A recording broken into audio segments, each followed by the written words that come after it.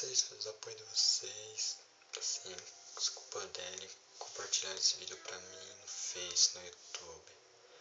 Olha, história muito gráfica, assim, ó. Quero ser MC, eu vou ser MC.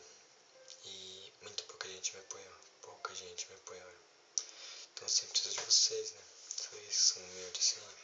Se puderem compartilhar esse vídeo pra mim, seria muito grato. Desculpa não me apresentar. Matheus, MC Matheus aqui. Pedindo de coração mesmo. Vou cantar um pedacinho de uma música que eu fiz aqui, vou dar uma palhinha pra vocês. Pra vocês conhecerem, assim, ver que vale a pena mesmo.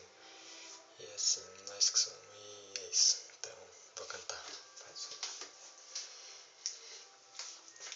Recalcado é vidro, funkeiro é diamante. Tenho meu próprio estilo e também o meu Mustang. Meu bonde arrepia, elas nos vê de longe. Quando a nave encosta no baile funk. Recalcado é vidro, funkeiro é diamante. Tenho meu próprio estilo e também o meu Mustang. Meu bonde arrepia, elas nos vê de longe. Quando a nave encosta no baile funk, eu sou funkeiro, nós é diamante. Eu sou guerreiro e o perigo é constante. Sigo minha jornada, sempre em paz. Subi vários degraus da escada, mas a inveja é demais. Quantos MCs morreram por causa da inveja? Felipe o Boladão, Duda e o Careca. Em 2013 foi a vez do mestre. Quem caiu no palco foi MC da Leste. Eu sou Matheus e vou deixar um recado. Com fé em Deus, escuta recalcado.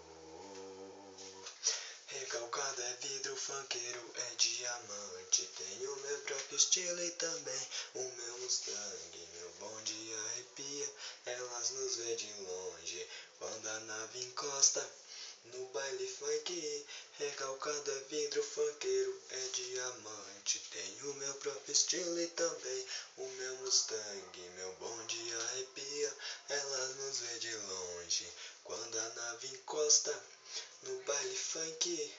E aí por aí vai, galera. Então assim, aqui é só uma demonstração assim que eu tenho um talento, que eu posso brilhar, minha estrela vai brilhar.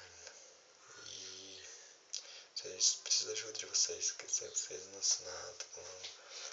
Então galera, se puderem me ajudar, tô aqui pedindo na humildade mesmo, humildade.